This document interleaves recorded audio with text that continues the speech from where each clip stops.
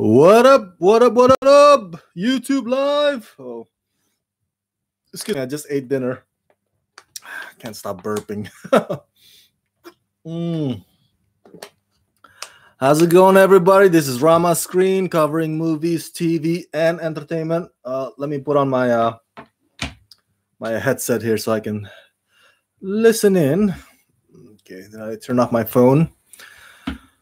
All right, and then let me notify everybody on my social media that I am now live on youtube.com/ramascreen1.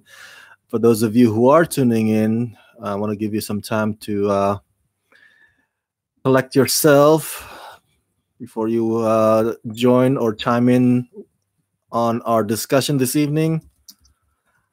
I am now live at youtube.com/ramascreen1.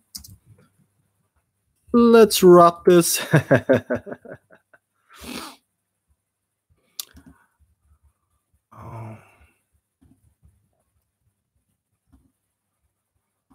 Okay.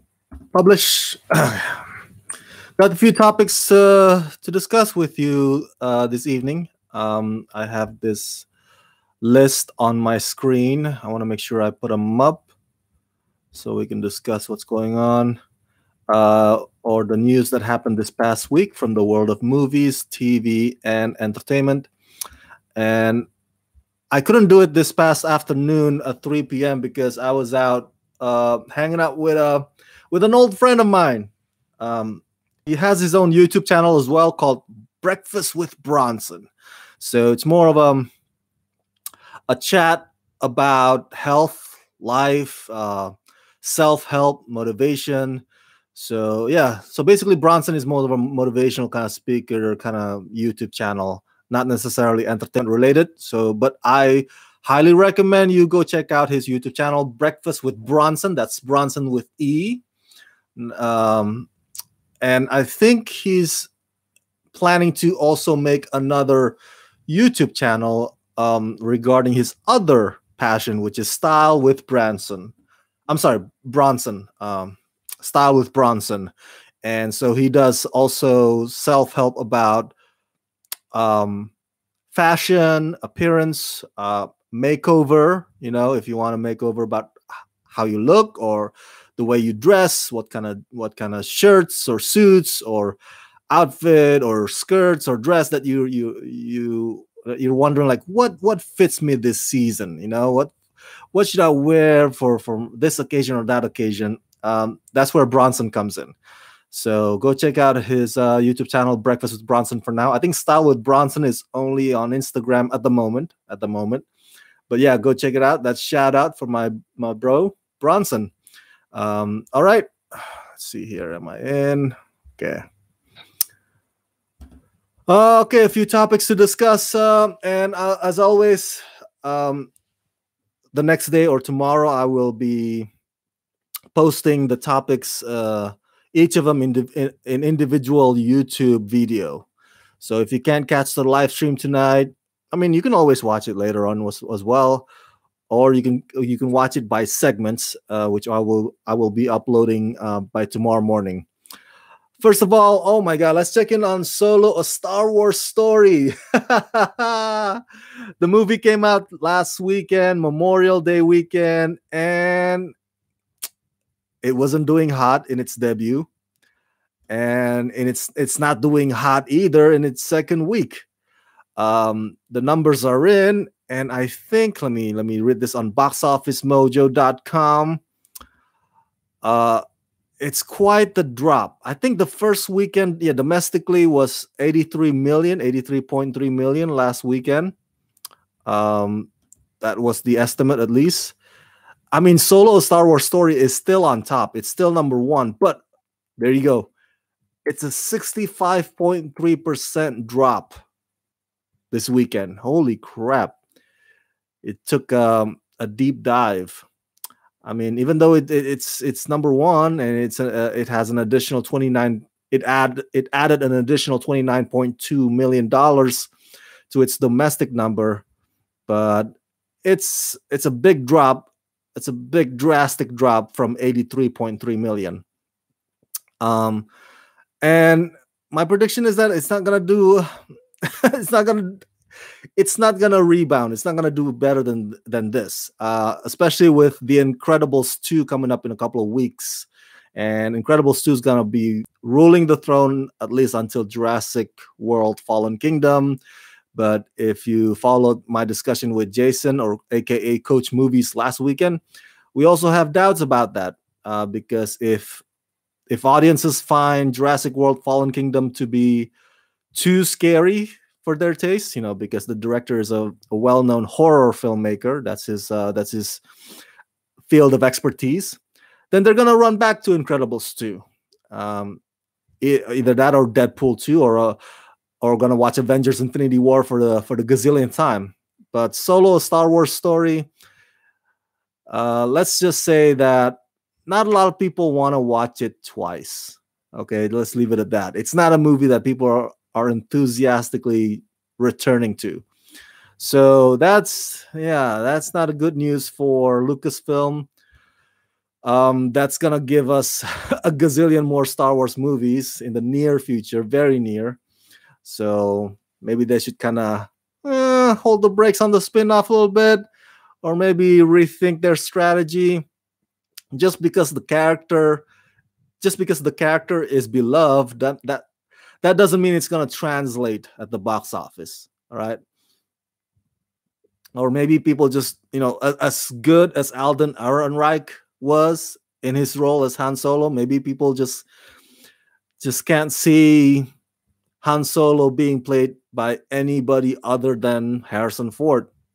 And it's not it's not to belittle Alden. I think he's I think he did okay.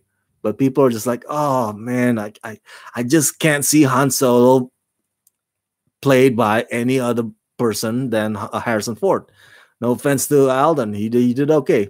Some folks have told me that that's the reason. So, but there are many other things too. The story itself, even though I found it fun and action adventure, and a lot of people found it underwhelming, and it was just okay to them. It was just all right.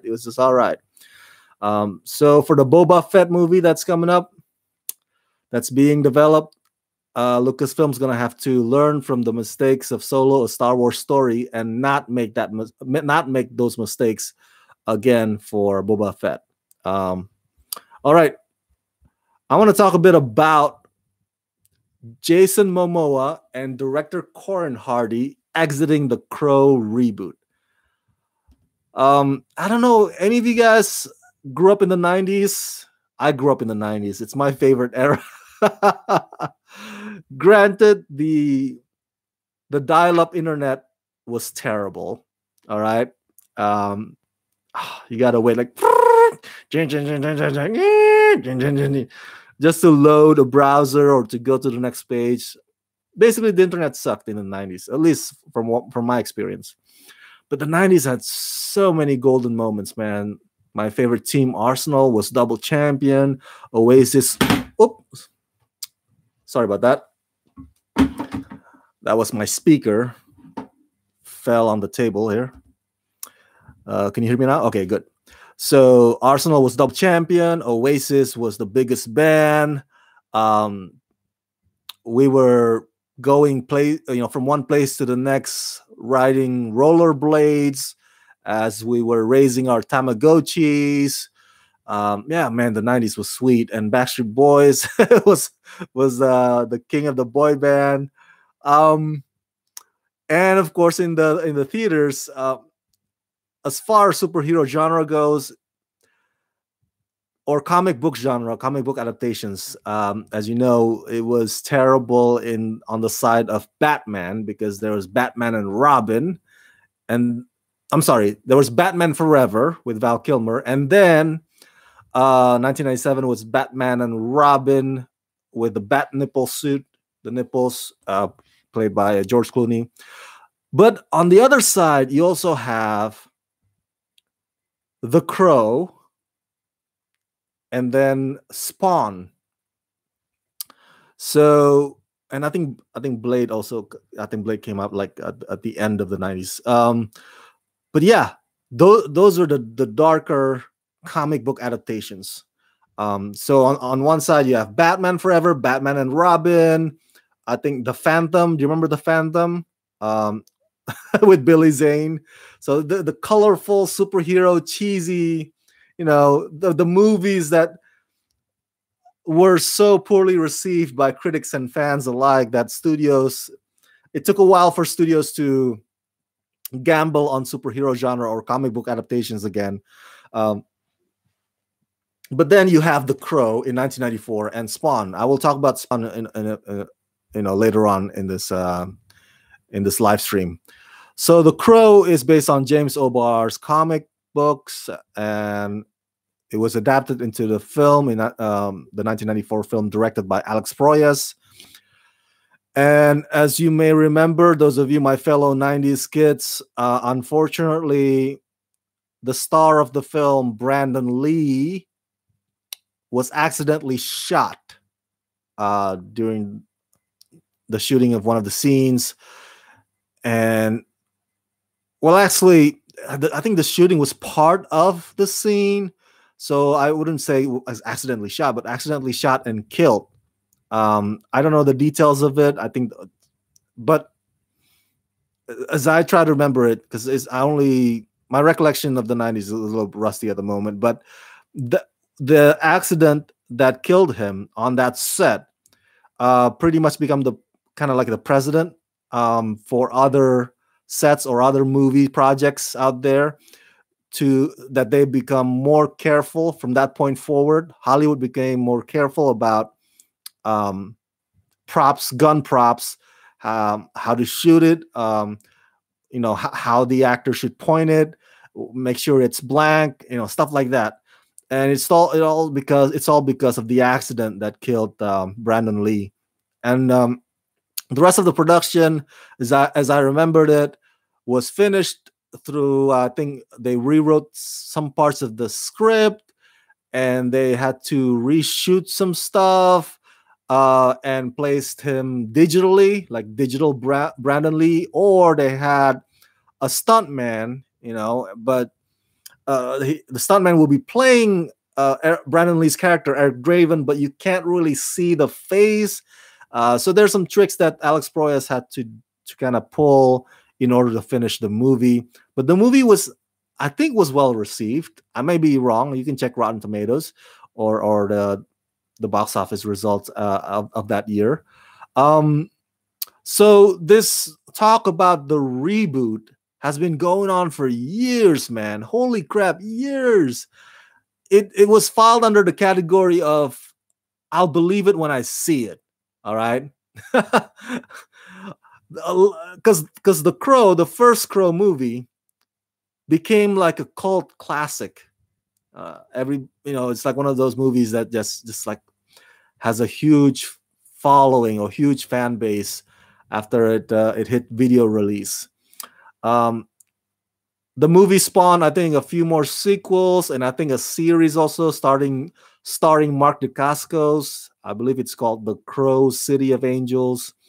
So again, The Crow is about this character named Eric Draven, who, he and his girlfriend were attacked in their loft. His girlfriend was killed, and violated and killed. He was killed too, and then he came back to life a year later to enact his revenge. So it's a vengeance thriller. I liked it. All right. I only watched the movie once in my whole life, but I enjoyed it. I remember liking the film. It was rated R. That's cool, right? It was bloody. It was gritty. It was dark. And that's refreshing because, like I said earlier, on the other side, you have this other superhero movies or comic book adaptations that are trying too hard to get more asses in the theater seats.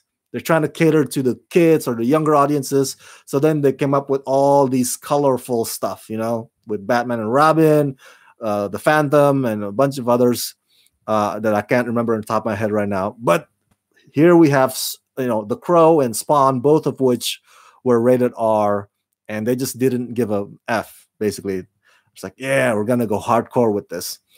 So the reboot has been going on for the talks of reboot has been going on for years. Director Corin Hardy was, I think, one of the top choices when the Crow reboot was at Relativity Media, but as you know, Relativity went bankrupt, and he exited, and then eventually the project came to Sony Pictures. Well, here's the problem, and I'm gonna read to you what what Deadline reported this past week. All right, so Corin Hardy was supposed to direct Jason Momoa. Jason Momoa is the one who plays Aquaman in the WB's DC Extended Universe movies. So he's supposed to play the new Eric Draven. So they decided to exit the project this past week, and Sony Pictures also is planning to exit as the film's worldwide distributor, even though the production was supposed to start in the next 5 weeks in Budapest, but that's no longer happening. The outlet went on to say, Deadline said that, and I'm going to summarize this. It's basically there's creative and financial differences between those talents, Corin Hardy, Jason Momoa, and Sony Pictures, between them and Samuel Hadida's Davis Films, which holds the rights to the Crow adaptation. They hold the screen rights, the film rights, the rights to make the film, and they're gonna finance the project. Hadida Davis Films was unable to close the deal with Sony, which reportedly prompted Sony's exit, which then also motivated Momoa's and Hardy's exit. So this basically marks the second time that Corin Hardy exited the Crow. So he came back. It's like, okay, the Relativity is gone now. It's gone with it's going with the new management. Maybe this could work this time. Let me go back in. But oh man, these guys screwed up. I'm exiting again. What's interesting about this is that not too long ago, the director of the 1994 movie, Alex Proyas, previously expressed in a pretty lengthy blog post, I think it's on Facebook, I believe. Alex, who also gave us iRobot and Dark City, he's one of my favorite sci-fi gothic kind of filmmakers. That's kind of his thing. And he basically posted how he did not want, or he still doesn't, he doesn't want the Crow reboot to ever happen. And the reason being, he wanted to honor Brandon Lee. He basically said, hey, if you reboot The Crow, you're dishonoring the memories of Brandon Lee, the legacy of Brandon Lee, and the work, my crew and everybody on that project did for that adaptation. Let me read to you what Alex Proyas said, and I quote, "I finished the film for Brandon, struggling through grief, along with the hugely supportive cast and crew who all loved Brandon to complete the movie in his absence. We were imbued with the strength of Brandon's spirit and his inspiration, not only Brandon's wonderful work as an actor and a filmmaker, but as a man whose humanity had touched us. I know sequels were made and TV shows and what have you, but the notion of rebooting this story and the original character, a character that Brandon gave life to at too high a cost, just seems wrong to me. Please let this remain Brandon's film." End quote. So that's what Alex Proyas expressed on his blog post, which of course is not the reason why Jason Momoa and Corin Hardy ultimately exited this project. I told you earlier, it's the creative and financial differences. The one who holds the film's rights, they just couldn't secure the distribution. And I guess the talents, Jason Momoa and Corin Hardy, just don't have enough faith anymore in Samuel Hadida Davis films. So what are my thoughts about this before we move on to the next topic? I know a couple of you have expressed on Facebook when I posted this that good. You said good. There are too many reboots anyway. We don't need another one. Tyler said, never reboot The Crow. All the sequels were awful. Exactly. The sequels were awful. Even the TV series one starring Mark Dacascos. I love Mark Dacascos. Don't get me wrong. I grew up watching his martial art movies, but they're pretty horrible. First Power 100 says, I hope that the same fate of the Crow reboot will also be the case for the Big Trouble in Little China reboot with The Rock. Yep. I totally understand. I get you. I'm going to use my argument that I mentioned the last time. If you guys tuned in the last time, I'm a Superman fan, but I'm a fan of Christopher Reeve Superman. All right. I'm not too crazy. I'm still not too crazy about Henry Cavill as Superman. Oh, look, I'm the British Superman. Let's drink some tea. No offense to British people out there. But to me, Superman will always be Christopher Reeve, But does it mean that I'm going to boycott Man of Steel or Man of Steel 2 when it comes out? No, I'm still going to watch it. I'm not going to be like picketing, with a sign like, no, can't watch this. This is not the real Superman. No, because it's Hollywood, man. It's Hollywood. One of these years, they're going to reboot just about everything under the sun. And I'm not going to pull the card. Oh, they ruined my childhood. Remember that? I mentioned to you, I don't do that because my childhood is fine. My childhood is way back there in the 80s. Henry Cavill or any new Superman, it's not gonna ruin my childhood. They're not gonna go back in time and ruin it for me. It's safe in the back of my head, in my memory bank. So I just don't get the ruin my childhood argument either. So that's what I'm trying to say about The Crow. I totally get Alex Proyas's argument. We got to honor Brandon Lee and all that stuff. But I'm not gonna be too much of a stickler about it. If a creative talent, and Corin Hardy, if you've seen Corin Hardy's films, he's pretty talented. If he has a new take on the character that might be interesting, I'll be open to it. If Jason Momoa has a different take on Eric Draven, in my head, Brandon Lee will always be Eric Draven, just like Christopher Reeve will always be Superman. But I'm not going to be like, hey, Jason Momoa, what the fuck? I'm not going to do that. The guy's got to eat anyway. So that's my take on it. I totally understand Alex Proyas, but it's a mixed bag for me. All right. This is not one of those black and white thing. It's nuance. First Power says, well, Hollywood still hasn't made any steps to remake Back to the Future yet. Yeah, I know. But it's one of those things where, because you have a list, right? You have a list of movies that should not be remade, right? Our fans would have The Godfather. Oh my God, if they remade The Godfather, I would have to try to compose myself from being angry. I was like, oh, woosha, woosha, woosha.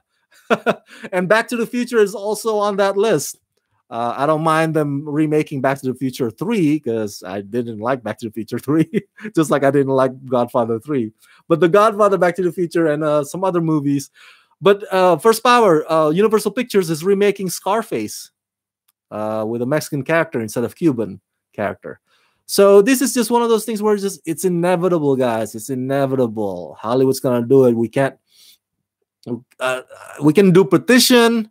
We can sign petitions until our face is blue, but it's still gonna happen.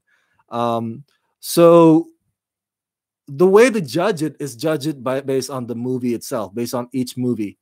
Do you remember when Heath Ledger got cast as the Joker? A lot of fans are like, "What? Not the Brokeback Mountain guy? No!" But then The Dark Knight came along and boom, Heath Ledger won Oscar for the Joker, and he did. So it's one of those things that are like, okay, it's just gonna happen. They're gonna have another person playing Superman after Henry Cavill. They're gonna have another person playing Eric Draven.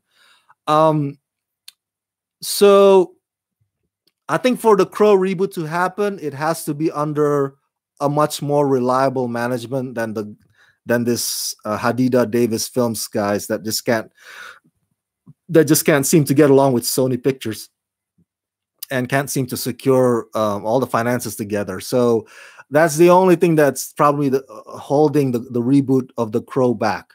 Otherwise, it would have happened. Let's see. First Power said, well, the Al Pacino Scarface was a remake. Yep, exactly. Scarface was a remake itself. That's right. It was, I think it was a black and white gangster movie. Tyler Calvert says, I'd prefer if they remake The Crow, they just make it a dark, gritty TV show. Okay. Okay, I see it. I see. So instead of a full-on 2-hour movie, maybe like an HBO or a Stars, right, channel, something that on a network that, there's no holds barred. Yeah, pretty much a network that lets the language and the violence and just be as graphic and the story pushing the envelope, pushing the edge. I totally get it. Yeah, that's a good idea, Tyler. I'm all for that. So hopefully, maybe somebody more reliable would take the rights away from these unreliable guys at Davis Films and turn The Crow into a greedy reboot TV series, much better than the Mark Dacascos version. I am all for that, my friend. All for that. All right, we've spent too much time on The Crow reboot. Let's go to the next topic. Again, before we go to Spawn, oh my God, I want to talk about Spawn so bad. I love Spawn movie, 1997. But before we get to Spawn, real quick, I want to spend a few minutes on this topic of Paramount Network, because Paramount has its own TV network now, just like everybody else has its own streaming services. Disney is coming up with its own digital streaming service. CBS has CBS All Access, and it's the trend now. Everybody's doing it. So Paramount Network was developing Heather's reboot series, and they were planning to launch it this past spring. Oh, First Power says, actually, The Crow shares so many similar to RoboCop, and Hollywood remade RoboCop a few years ago, and I hated that movie. That's true. Remakes are hit and miss. You just never know. Sometimes they could be decent. Sometimes they could be RoboCop reboot. Paramount Network was developing Heather's reboot series. Heather's, as you know, is based on the movie Heather's back in the 80s with Winona Ryder. But this new series is a different take, different tone. And they were going to launch it this past spring, but it got pushed back because of the Parkland shooting in Florida, out of respect for the victims of the tragedy, which is totally understandable. And then I was like, oh, we haven't set the premiere date yet because of the Santa Fe shooting. So Santa Fe shooting happened. And so ultimately, this past week, Paramount Network decided that they just wanted to drop the series altogether, even though the episodes were already filmed, were already completed. And so why? If you're asking why, Rama, what is so controversial about this, Heathers? I mean, the movie was just, I don't think it's that controversial to the level of Parkland, if you remember the movie, but the series apparently features, as I read it here from, I think Deadline, I believe, or THR, Hollywood Reporter. I'm sorry, the Hollywood Reporter. So the Paramount Network production of development and production, President Keith Cox, said that they're just not comfortable moving forward with this series that features school getting blown up. And apparently the show also features guns in the school with teachers teachers having guns. Now, guys, it's a satire. They designed this to be a satire, but ultimately Paramount Network just is not comfortable being associated with it. Because the president, Keith Cox, said, well, we're gonna look hypocritical. All right. This is bad PR for us. If we say on one mouth, that, oh, we support the Parkland victims, we support David Hogg, Emma Gonzalez, and all those kids. But on the other end of our mouth, we say, hey, guys, go watch our Heathers series featuring a school getting blown up and teachers having guns. So that's what Keith Cox is trying to say. It's like, we're not comfortable having a double standard like that. Okay, hey, kudos for you, right? Not a lot of media would admit that these days. A lot of media would probably try to bank on that. I mean, sensation is sensation, publicity is publicity, whatever gets the ratings. But kudos to Paramount Network. At the same time, now, what do you guys think? It's a little bit. Here's the thing. When it comes to series or movies or violence in TV series or movies, the way I approach it, and I'm not talking about, in relation to school shootings or, the Parkland or anything like that. The movies or TV series violence, they are a fantasy, a make-believe. All right. I remember Quentin Tarantino, the director of all those violent movies. He was interviewed by that annoying interviewer named Krishna something, Guru.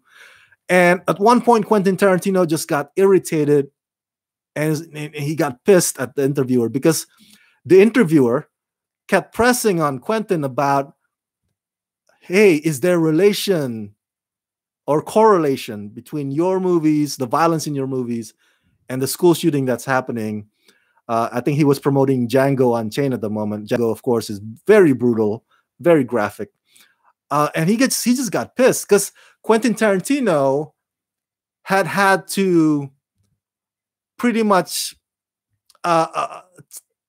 he had to receive that kind of question throughout his career. All right, all his movies are violent, so whenever there's tragedy or there's always those fraction or percentage of people who think oh, maybe we should blame it on the video games or the movies or the TV series. So Quentin Tarantino has received these kinds of questions throughout his career, and he just, to the point where he's just like, I can't take this anymore. And he blew up on that guy. He got pissed. You go check it out. It's on YouTube.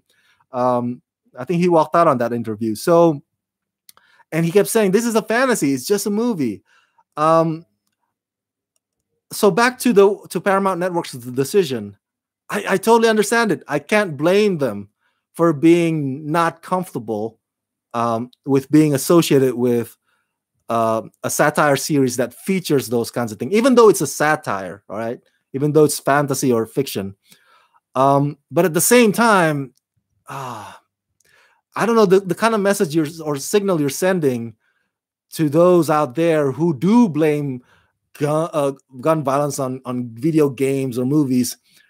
They probably think this is like a victory to them. Yeah, Paramount Network dropped Heathers. See, we can blame it on the video games and the movies, not the fact. We don't have to blame it on the fact that we're drowning in guns in this country. So that's what I fear that might happen. I don't hear it happening. I don't think the buzz is that much. And at the same time, if you guys recall, Death Wish movie starring Bruce Willis was not pushed back. It was Annapurna Pictures. Annapurna Pictures did not push it back. It happened the movie, I think, came out a couple of weeks or a few weeks. No, I want to say, yeah, okay. Parkland happened in February. Death Wish came out the first Friday of March. So I was thinking Annapurna Pictures, probably is thinking we got to push it back. No, but they didn't. So, and that, I loved that with Death Wish. That was an enjoyable, violent movie. So it's one of those things where I don't know exactly the right answer to it. It's very it's not a topic that has the easiest solution. Like you, oh yeah, we'll take this side or we'll take their side. I'm a little torn in between. Um, so Tyler says nobody wanted that Heather's show anyway. First Power says after Columbine, Heathers is too dark a movie to try to update it to today's teenage audiences. Paramount would not want to a repeat of what happened when Natural Born Killers came out in 1994. That's true. That's true. I remember Natural Born Killers. Confession time. I enjoyed the movie Natural Born Killers. I have a sick, twisted sense of a taste in movies. But again, it's a fantasy. It doesn't make me want to go out and shoot somebody. So it's one of those things where it's gonna be an ongoing argument, and I think that's healthy to have. We can always have that debate. The best thing I think is to not. I mean, the best thing is to continue to discuss it as a society, and hopefully you can come some kind of a either a conclusion or an agreement or a line in the middle or a compromise somehow. But to blanket blame movies or video game on blame that on what happened in the tragedies, I think that's a bit unfair, in my opinion, at least. All right. So yeah, that's the thing about Heathers. Let's get to the next topic. All right. Hey, we're almost done. Andrew Lincoln may exit The Walking Dead after season 9.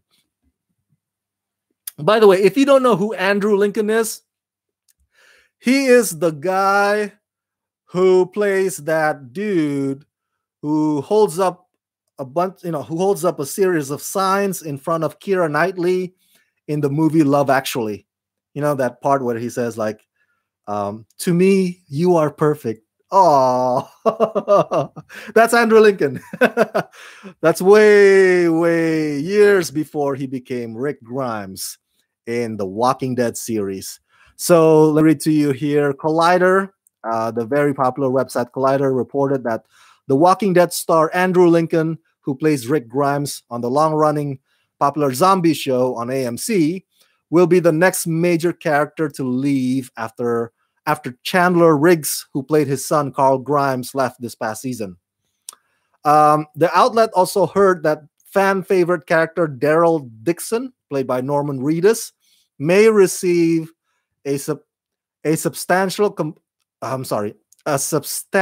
compensation to play the lead once Lincoln exits the show, which is expected to happen after the upcoming new season 9. So what AMC and the producers of the show are hoping is that Daryl would be stepping into the shoes of leadership of Alexandria, Rick Grimes' group, after Rick. I'm assuming Rick's gonna get killed off. I don't think he's gonna ride into the sunset. So after that, Daryl's gonna. Okay. So what do I think about all this? And you guys can chime in if you guys are fans of The Walking Dead. Oh, by the way, this is gonna have spoilers. Okay. I think this is good. I think this is a good thing. I'm glad Andrew Lincoln is leaving The Walking Dead. All right. And I hope that this means that the show itself would also come to an ultimate end, like finale end, like boom. I mean, as much as I like the character Daryl, all right. Do you remember that? Well, I don't know if you remember, but me and my friends were into The Walking Dead. I think season 4 or 5, we were like so gung-ho, hardcore. This is before we realized that the show isn't all that great. So, but we were into it, and we were like, "Oh, guys, if the show killed off Daryl, that's it. We're gonna riot on the street." I think there's also memes on the internet like, "If Daryl dies, we're gonna riot." That's how much the fans love Daryl. Daryl is like, he's like the Boba Fett of The Walking Dead. Okay, Boba Fett is like the fan favorite in the Star Wars universe. But as much as I like Daryl, picturing him as the main leader in place of Rick Grimes, I just can't see that, man. I just can't visualize that. Uh, Diesel Film says Norman Reedus. That's right, Norman Reedus. I just don't think. I don't think it's gonna. I don't think it's gonna fly with the fans, even the fans of Norman Reedus or fans of Daryl's themselves. Um. So yeah, I hope that Andrew Lincoln leaving the show means that the show's quality and maybe the producers and the writers are also thinking about maybe we should wrap it up already. You know, hopefully that's the indication. Because the show, The Walking Dead, ran out of fuel a long time ago. Okay, let's keep it 100 here. Let's keep it real, guys. I'm sorry if you guys are The Walking Dead hardcore fans out there, but the show ran out of fuel a long time ago. The story and the characters were stuck in a loop. They were stuck in a loop. you know, um, it's so formulaic. What happens is that Rick's group will end up either in a prison, right, in a prison environment, or in a far suburb environment like Alexandria, or some other place, and then they would have one big bad guy, either the governor or Negan or whoever, and so the cycle continues. I know. You're probably arguing that's why they kept Negan alive, because Rick doesn't want the cycle to happen again. Yeah, that's true, but at the same time, it kind of sucks. You had all that build up, and then you decided to bring Negan over to season 9. What, you're hoping to change his mind, or you're hoping to convert him? Really? And on top of that, Daryl and Maggie are supposedly conspiring against Rick. I was like, what the hell? Are you kidding me? Give me a break. You just know in your heart of hearts that the writers of the show are running out of ideas. And the show is a different beast from the comic book. The comic books are already different a long time ago. I don't think they can even take some material from the comic book just to keep the show going. I lost faith in this show, man. Especially Fear the Walking Dead. Fear the Walking Dead was boring as hell. So yeah, I think it's a good thing. Exactly. Diesel Film says it's becoming dry. It is, man. It's becoming dry. Oh, come on. When can we have Game of Thrones new season again? So yeah, The Walking Dead. It was great. The first 5 seasons, just like 24. This 24 series was great. Its first 5 seasons, just like Smallville was excellent. The first 5 seasons, but you can tell The Walking Dead has reached its peak and it's going downhill. The trajectory is going this way. Diesel Film says yes, just like the last season of Boardwalk Empire. Exactly, just like the last season of Boardwalk Empire. So good riddance, I say. Good riddance. I'm glad. Make it happen. Sayonara, Andrew Lincoln. All right, last topic. Oh, are you still with me? Yes, Jamie Foxx is the new Spawn. Yeah, baby. After playing Electro in the failed The Amazing Spider-Man 2, Jamie Foxx is gonna, give another crack or take another shot at comic book adaptation. And so this time he has signed on to be the star of the new Spawn movie from the creator Todd McFarlane and Blumhouse Productions. Todd himself, who came up with the comic books, he will get to write and direct the project as well. and he will produce it with Oscar nominee Jason Blum, who gave us, Get Out and Whiplash, and all those Truth or Dare movies and all those genre horror movies. So Jason Blum.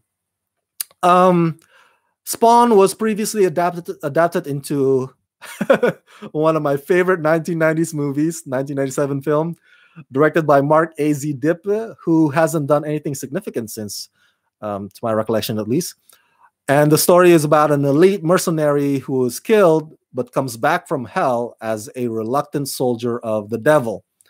Well, the devil has a different name. I don't remember at the moment. And the devil's right-hand man is this annoying creature called the Clown, the Violator, played by John Leguizamo in that movie. It was budgeted at $40 million, and unfortunately, it was not well received by critics and fans, and it only banked about $54 million at domestic box office. But it did spawn, no pun intended, Spawn animated series in the 90s. And so Tyler says, I really hope he can redeem himself for Electro. I really hope so too, Tyler. I hope so too. Do you guys remember the movie Spawn, 1997 movie Spawn? All right. I watched it a couple of times after, saw it when I was younger. And if you see it again today, you'll notice that the visual effects were so cheesy, especially for the hell scenes, with the devil. And oh my goodness, it's just, I was like, when I was a kid, I was so easily impressed. I was like, oh my God, this is like the coolest thing ever. But if you watch Spawn again, I was like, oh, that doesn't look cool.